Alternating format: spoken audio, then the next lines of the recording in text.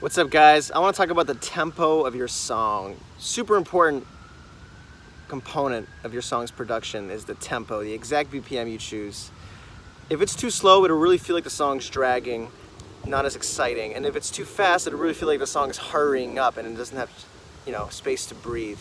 So what I like to do is I like to listen to the conception track, like when you first record in your voice memos, when you first record the idea, that's kind of like the most honest the song comes out of the ether, And I like to stay true to that tempo, but sometimes you fluctuate. When you're playing a song, it's like fluctuating, your tempo's fluctuating, you're not playing to a click or anything, you're just writing with your guitar or your piano or whatever it is. And I like to use the metronome app, and I try to tap where I'm at with the voice memo, like with the idea, and it's fluctuating a lot.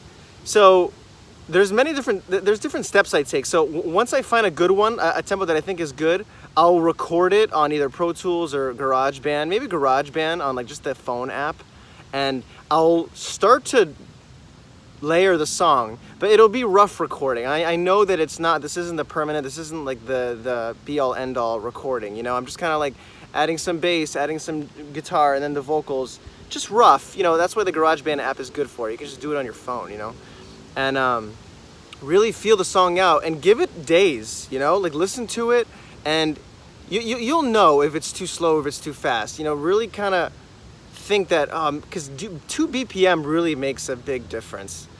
1 BPM if you're being nitpicky, but sometimes I dive into the 1 BPM. I'm like, I think it should be like a millimeter faster, or a millimeter slower.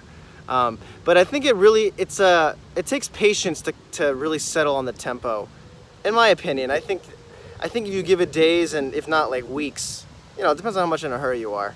But I like to write songs far ahead of time, and I just want to pick a tempo. Let's say it's like 122 BPM, and I'll record it on GarageBand or on Pro Tools, like a very rough, feel it out, and then listen to it over a few days or weeks, and then decide that I think I should bump it up, and then try that, and then you might even do one more adjustment after that. But that's how I like to settle on the tempo of the song. And another important thing is that it's not just one tempo, right?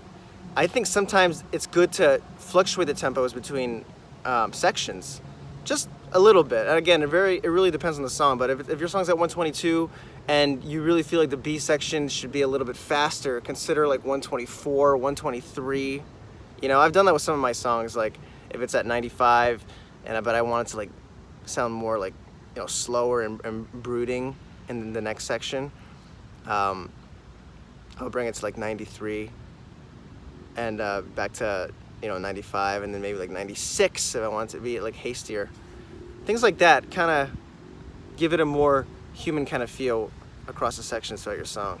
So don't take the tempo lightly. It depends on the genre, it depends on the song. If you just want to be consistent, that's fine, especially if it's electronic music, whatever. This is mainly for like rock and acoustic, folk, singer-songwriter, I guess, like real instruments.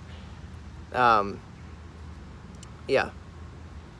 Really, I think it can make or break a song, honestly. Sometimes when I listen back to old song, I'm like, man, I really should have made that like 2 BPM slower, 3 BPM slower. I think it's a big deal. So don't take it lightly, and I hope this was helpful. Hope you like the cemetery too. Thanks for listening, guys. Catch you next time.